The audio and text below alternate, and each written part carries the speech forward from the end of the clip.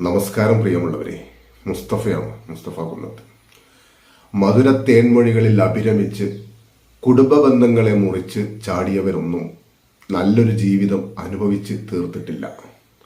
പഞ്ചാര വാക്കുകൾ ചൊല്ലിക്കൊണ്ട് ഇഷ്ടം കൂടാൻ നടക്കുന്ന ഞരമ്പന്മാർക്കും തൽക്കാലത്തേക്കുള്ള സൗന്ദര്യാസ്വാദനമല്ലാതെ മറ്റൊരു ലക്ഷ്യബോധവും ഉണ്ടാവില്ല. കുടുംബ ബന്ധങ്ങളിൽ സത്യസന്ധരായിരിക്കാൻ ക്ഷമയും വിട്ടുവീഴ്ച മനോഭാവവും ചേർത്ത് പിടിക്കാനുള്ള നല്ല മനസ്സുമാണ് വേണ്ടത്.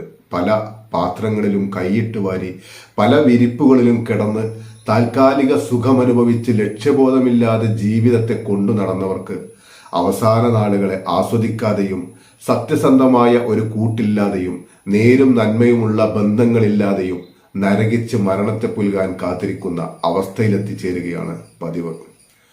ചക്കര വാക്കും കേട്ട് അക്കരപ്പച്ച തേടി ഇറങ്ങിപ്പോയവരൊന്നും കണ്ണീരില്ലാതെ ജീവിച്ചിട്ടുമില്ല, കഷ്ടപ്പാടില്ലാതെ മരിച്ചിട്ടുമില്ല.